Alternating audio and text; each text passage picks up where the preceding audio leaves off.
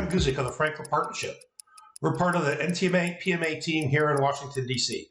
As much as I would like to discuss the cicadas, who last surfaced 17 years ago, there's too much going on domestically and abroad for us to digress to 17 years past. Even though it was 17 years ago, they were still dealing with the after effects of the Section 201 steel tariffs. So things haven't changed all that much in 17 years.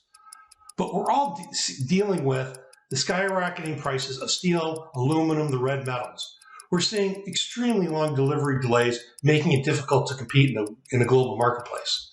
But we're somewhat hopeful here in Washington that in the next 2 weeks, actions taken domestically and abroad may show some progress to addressing some of these concerns. For example, when the Senate comes back next week from their Memorial Day recess, we're hopeful that the Senate will accept Senator Pat Toomey from Pennsylvania's amendment that he hopes to attach to a China enforcement bill that we're monitoring. But his amendment would require any future administration who hopes to impose 232 tariffs that they first must receive congressional approval. If this legislation was in place when President Trump implemented the 232 steel and aluminum tariffs, we're doubtful Congress would have approved them.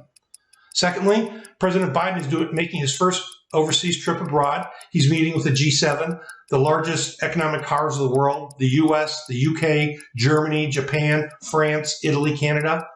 They're going to have discussions about implementing a global corporate minimum tax, which is supported by this administration. But they'll also have discussions about discussing China's steel overcapacity and other trade disrupting practices. And then finally, we are expecting the release of a study of the U.S. supply chain requested by the Biden administration shortly after the president was sworn in. He issued an executive order asking for a study of the supply chain in 4 critical areas. They are computer chips, the availability of lithium batteries, the availability of pharmaceuticals and their ingredients, and critical minerals.